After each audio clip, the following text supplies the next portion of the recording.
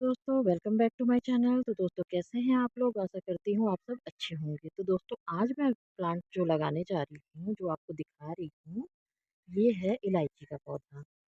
मसालों की रानी कहे जाने वाली इलायची का पौधा है। मैं बहुत दिनों से सीड से ग्रो कर रही थी। इसकी जो सीड रहते हैं इलायची में से निकालने के बाद, तो उससे ग्रो करना चाह रही थी, लेकिन नहीं हो पा रहा था। पर आज मैं जब नर्सरी गई तो मुझे ये प्लांट मिला और आप देख रहे हैं बहुत ही फटे हुए, बहुत ही बेकार सी हालत में इसकी जो पॉलीथीन है मिली। लेकिन मैं जानबूझ के ये वाला ली क्योंकि इसमें बहुत ही ज़्यादा पौधे थे और मैंने इतना देखा कि ये पौधा खुद को मल्टीप्लाई कर ले रहा है।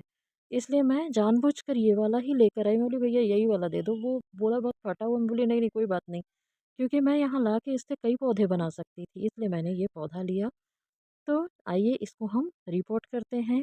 रिपोर्ट करने के लिए हम इसका सॉइल रेडी करेंगे। तो सॉइल इसका पोरस होना चाहिए, हमेशा वेल ड्रेन्ड होना चाहिए। तो जिसके लिए मैंने ये सॉइल नॉर्मल, देखिए आप 60% नॉर्मल गार्डन सॉइल लिया है मैंने। और यहाँ मैंने कुछ रेत मिला कर रखी हुई है, छोटे छोटे गिट्टे भी आ गए हैं। तो ये मैंने रेत मिलाया हुआ है। और इसके अलावा मैं इसमें डालूँगी थोड़ी सी नीम की पत्ती। आप चाहें तो नीम की खली भी डाल सकते हैं, लेकिन मेरे पास पत्ती अवेलेबल थी। और हाँ, इसमें अगर आप 60% गार्डन सॉइल ले रहे हैं तो आप इसमें 20% रिवर सैंड ऐड करेंगे, जो कि मैं यहाँ कर चुकी हूँ और पौधों को लगाने के लिए मैंने यहाँ बनाया हुआ था। और इसमें हम 20% काऊ डंग कंपोस्ट यूज़ करेंगे।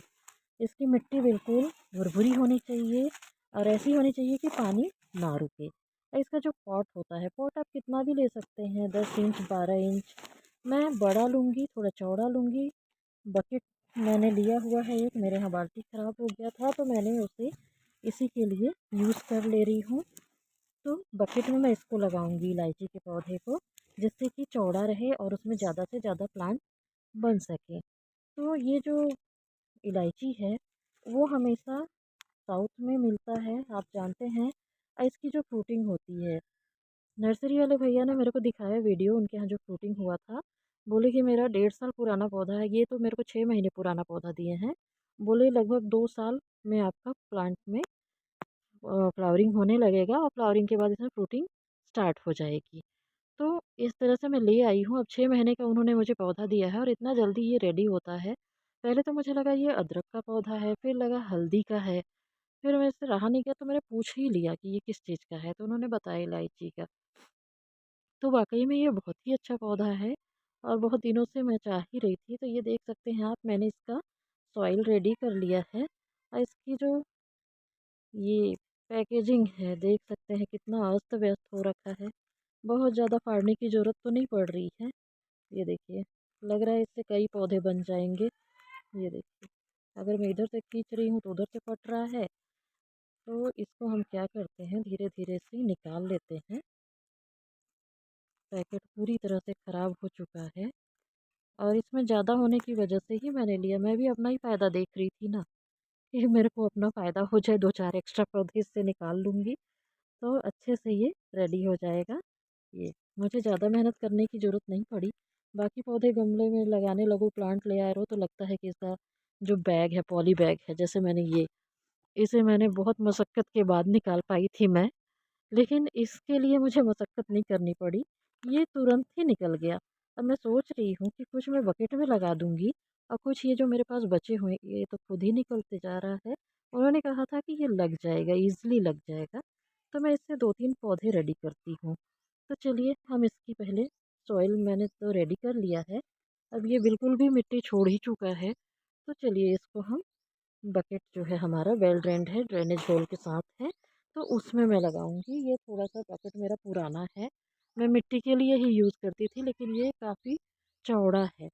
और चौड़े मुँह में लगाने से क्या होता है, चौड़े साइज़ में लगाने से इसमें ज़्यादा से ज़्यादा प्लांट बनेंगे। क्योंकि आप देख रहे हैं कि ये छोटे से पॉली बैग में जब इतना बन सकता है, पॉली बैग फाड़ सकता है, तो मैं इसको अभी बकेट में लगाऊंगी। बाद में धीरे-धीरे इसको मैं बाकी अदर पॉट्स में लगाना स्टार्ट कर दूंगी। तो आप देखेंगे कि ये मैंने निकाल लिया है और जब मैं निकाल रही थी तो ये खुद ब खुद ये अलग हो गया और ये अलग हो गया। तो इसको मैं छोटे-छोटे इसमें लगा लूँगी, जो मेरे छोटे-छोटे प्लांट के लिए हैं थैले, उसमें लगा लूँगी। और ये जो बड़ा वाला है, इसको मैं इस बकेट में लगाऊँगी। तो भैया ने बताया है, नर्सरी वाले भैया ने, कि बहुत ज़्यादा गहरा पॉट इसके लिए ज़रूरत नहीं पड़ता है। इसके लिए ज़रूरत पड़ता है थोड़ा जो फैला हुआ पॉट हो, उसकी ज़रूरत है हमको। इसके लिए बहुत ज़्यादा गहराई वाला डब्बा नहीं चाहिए, ना गमला चाहिए, बल्कि आप इसे चौड़े वाले बर्तन बकेट में या बास्केट में या फिर जो स्क्वायर वाले गमले आते हैं आप उसमें लगाइए। उन्होंने तो मुझे कहा था कि जो फ्रूट वाला कैरेट आता है, जो प्लास्टिक के चौकोर साइज़ में आते हैं बॉक्स, उसमें लगाने के लिए बोले कि उससे बहुत ही ज़्यादा रेडी हो जाएगा।